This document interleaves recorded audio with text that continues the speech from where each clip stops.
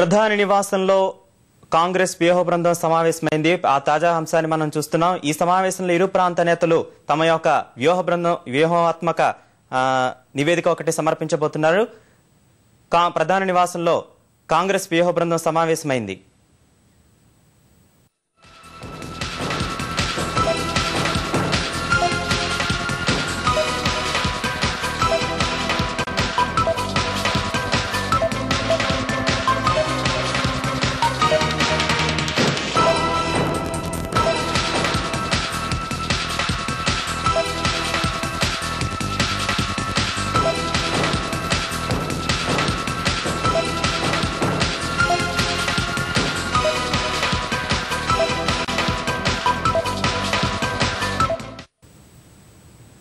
ప్రధాని నివాసంలో కాంగ్రెస్ వ్యూహ బృందం సమావేశింది. ఈ సమావేశంలో ప్రధాని మన్మోహన్ సింగ్, సోనియా గాంధీ, రాహుల్ గాంధీ కూడా భేటీ అయినట్లు తెలుస్తోంది. రాష్ట్రం నుంచి ముఖ్యమంత్రి కిరణ్ కుమార్ రెడ్డి, ఉప ముఖ్యమంత్రి దామోదర్ రాజనరసింహ, మిగతా నేతలు కూడా ఈ సమావేశంలో పాల్గొన్నట్లు తెలుస్తోంది. కాసేపటి క్రితమే ప్రధాని నివాసంలో కాంగ్రెస్ వ్యూహ బృందం సమావేశమైంది. ఆ తాజా అంశాన్ని మనం చూస్తున్నాం.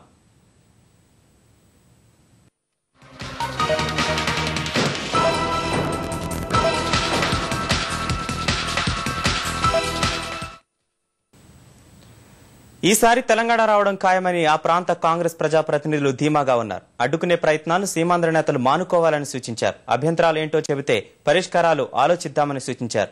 ఉదయం ఢిల్లీలోని ఎంపీ పొన్నం ప్రభాకర్ నివాసంలో సమావేశమైన తెలంగాణ కాంగ్రెస్ నాయకులు తాజా పరిణామాలపై చర్చించారు. అనంతరం కాంగ్రెస్ రాష్ట్ర వ్యవహారాల పర్యవేక్షకుడు దిగ్విజయ్ సింగ్ ని కలిసి వాదనలు వినిపించారు. ప్రత్యేక రాష్ట్ర ఆవశ్యకతను మరోసారి గట్టిగా చెప్పారు. సుమారు 1000 మంది బలిదానం జరిగింది.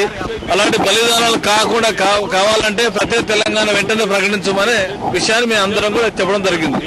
మేము ఇక్కడ మాట్లాడింది దిగ్విజయ్ సింగ్ గారితో చివరి కోర్ కమిటీ సాయంత్రం భేటీ కాబోతుంది కాబట్టి అందరం కలిసి ఒకటే మాట చెప్పాం. ప్రత్యేక తెలంగాణ రాష్ట్రం ఏర్పాటు 10 జిల్లాలతో కూడిన హైదరాబాద్ రాజధానిగా తెలంగాణ రాష్ట్రం ఏర్పాటు చేయండి.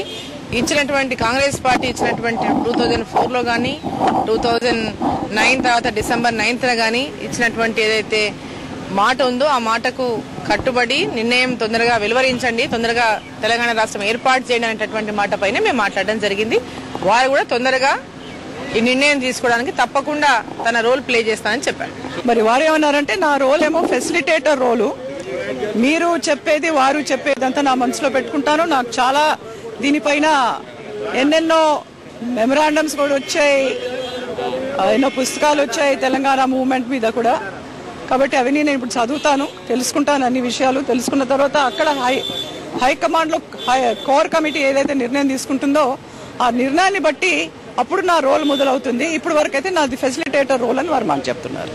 ఒక పార్టీ, ఒక ప్రభుత్వం పార్లమెంట్ లో ప్రకటించిన నిర్ణయాన్ని అమలు చేయమని అడుగుతా ఉంటే దీనికి వ్యతిరేకంగా, మా ఆకాంక్షలకు వ్యతిరేకంగా మమ్మల్ని బలవంతంగా ఉంచేటువంటి ప్రయత్నం చేస్తున్నటువంటి విధానం ఏదైతుందో ఇది తప్పు.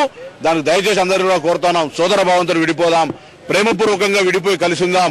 మేము ఇప్పటికీ మా యొక్క కాంగ్రెస్ పార్టీ నిర్ణయాన్ని కట్టుబడి ఉండడానికి సీమాంధ్ర నాయకత్వంలో ఉన్నటువంటి కాంగ్రెస్ వాదులు కూడా సిద్ధంగా ఉన్నారు. కానీ కొంతమంది వైఎస్ కాంగ్రెస్ కుట్రలో మరి కలిసిపోయినటువంటి వాళ్ళు, ఒక కాలు అక్కడ ఒక కాలు ఇక్కడ వేసినటువంటి వాళ్ళు ఈ రోజు పార్టీని, ప్రభుత్వాన్ని బెదిరిస్తా ఉన్నారు.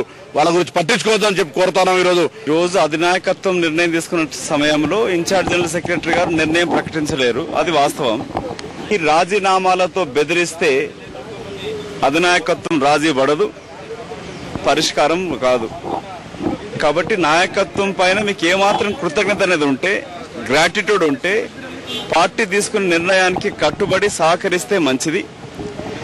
మీ రాజీనామాల బెదిరింపులతోటి తెలంగాణ ప్రజలు రాజీ పడతారు అనుకుంటే పొరపాటు. ఈ స్థాయికి వచ్చినాక ఇంకా రాజీనామాలు, ముఖ్యమంత్రి తోడుకొని ఇంకా ఎవరైనా సరే రాజీనామాలతో బెదిరించి రాష్ట్ర ఏర్పాటు అడ్డుకుంటే మాత్రం పరిణామాలు అత్యంత తీవ్రంగా ఉంటాయి.